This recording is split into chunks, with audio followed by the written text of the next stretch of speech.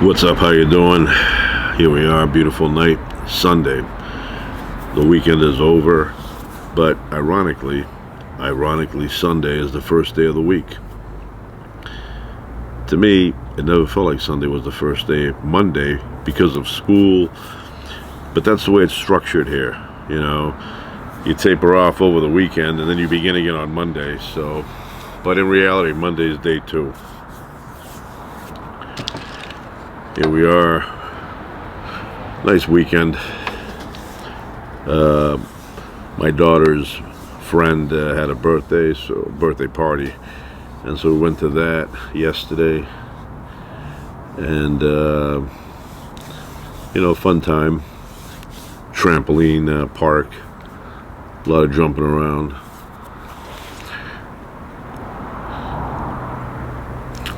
But very peaceful tonight. I mean, I could literally sleep out here. It's not that cold, very mild. I mean, it's not cold at all.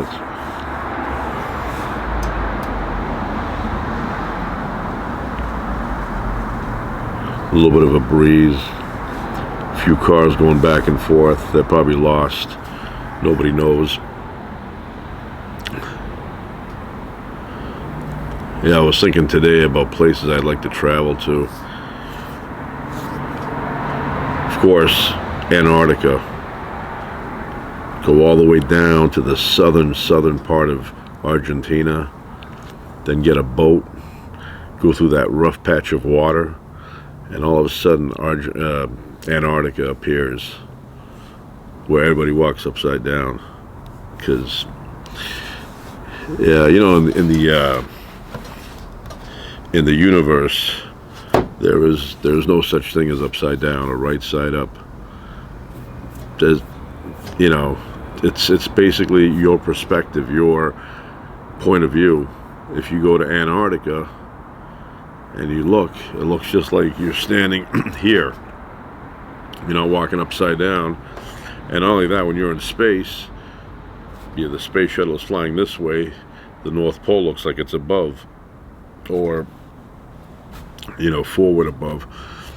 And then if it flips over, the South Pole looks the same way as the North Pole.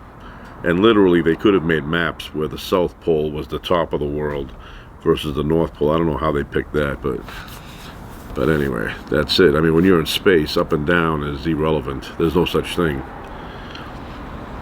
But I'd like to go there. Of course, Argentina. I'd love to see Argentina. Peru is another place. I'd like to go to the Andes Mountains, where that plane crashed in the 70s, that sports team, the one that had to resort to cannibalism. They had no choice. It's either that or you die. And if you are,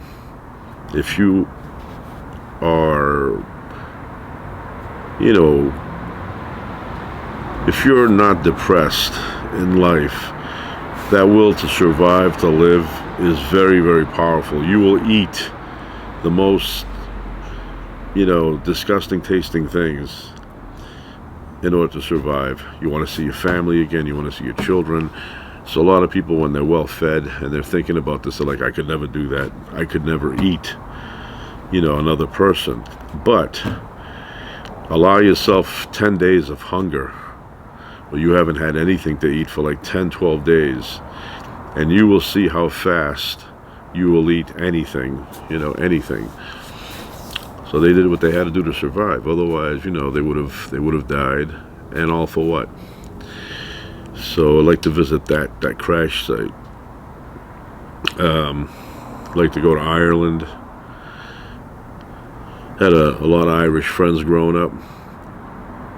Had Irish friends from Ireland. And they would tell me about Ireland. And plus, I saw the movie The Commitments. And I'm a big fan of that movie. So, that's on my list. Of course, uninhabited islands are a big thing for me. Pakistan. I would love to visit Pakistan. They have awesome mountains there. Awesome. Like if you go the border of Pakistan, Nepal, China, that area, it's mind-blowing. Mind-blowing. The eastern part of Russia, beautiful, beautiful. I mean, it's your mind can't absorb it. It's that beautiful. I go on Google Earth and I investigate these places, and they're mind-blowing. But Antarctica is on my bucket list as we speak. I will pull out the bucket list and show people that it's on there. Alaska. Told my wife years ago that, you know, this is before we had kids, that we would have 2 kids. Could have been, you know, just one of those random guesses, but we did get the 2 kids. And I said, after, when they get a little bit older, we're going to go on a cruise to Alaska. Now, I don't know if the cruise part is going to happen. I'm hoping, you know, but Alaska will definitely be visited by us.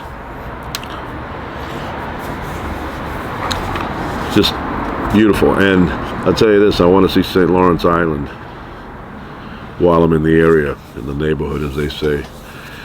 St. Lawrence Island.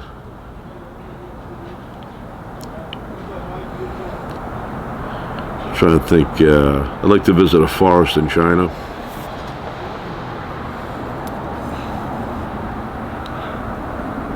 You know, it'd be cool. Like, they take you and they put you in a big box. You have no idea where you're going to go. You just know it's going to be some remote location, some weird location. And they take you from this box and they open up the back of the airplane and they throw you out with the box while you're inside with a big parachute. And then you land there and you have to figure it out. You have to figure out where you are. You have to figure out how to get out of there, all that stuff. So, yeah. Nobody's going to do that, but it'd be a cool thing. Like when I was a kid, I always wanted my parents to surprise me. Like, this is what I wanted. I wanted to be sleeping. So I'm sleeping, not even thinking about anything about going anywhere, right? And then all of a sudden, like, my father comes in my room and he says, "Get up. We're going to go somewhere." And my bag is already packed. It has the 555, you know, 5 shirts, 5 pants, 5 socks, 5 underwear. And my bag is packed, ready to go, just like that song says, leaving on a jet plane. And then we all go to the airport, but I don't know where we're going, like what the final destination is going to be, and I don't mean the movie. And they blindfold me or something so I can't read all the signs. And then they give me the earplugs so I can't hear them saying, "We're going to be arriving at, you know, blank, blank, blank in so many hours." I wanted this to be a total surprise, and then just get off the plane and look around and go, "Where are we?" And to be, oh, we're in the Shaolin Temple there in China, or we're in a forest in China, or we're in you know, Indonesia or something, somewhere far out. That never happened, but I wish it did. You know, or the Sahara. You know, I mean, it doesn't have to be like getting off the plane and looking at it and figuring it out. I mean, it could be like get off the plane blindfolded, then they take you and they put you in a Jeep. They drive maybe for a few more hours, and then you end up in the Sahara, or another place, the Outback. You don't know how much I want to see the Outback. I saw a movie years ago, Awake in Fright, and it was unique movie. You have to see it to know what I'm talking about. But it was shot in the Outback, and I saw it with the director. Me and the director saw it together. So it was a very special viewing. I got to talk to the director, got to talk to him, and not only was he the director of that movie, Awake in Fright, but he was also the director of First Blood. So I had questions. I talked to him. I was all fascinated that I actually saw the movie with him.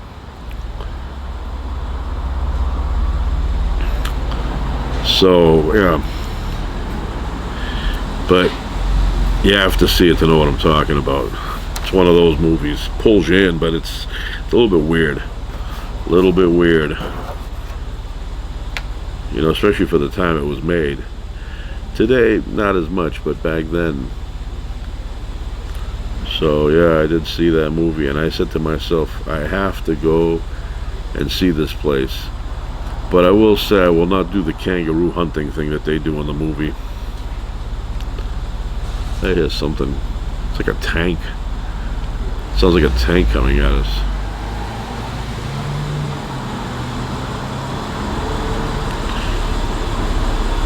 So yeah, that's a place to see. Australia, New Zealand is another place. Not too far, close together. It's another nice, interesting location. Of course, parts of Africa like the Congo, Ethiopia, another nice place.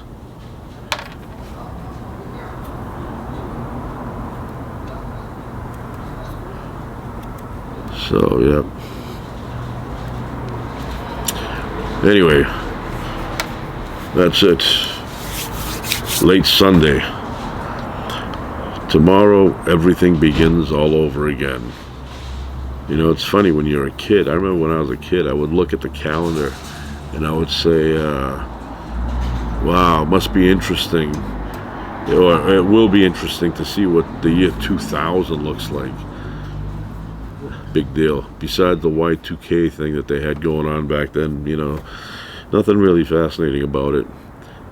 You know, I remember when it clicked in and you saw everywhere around the world 2000, and now it's 23 years later.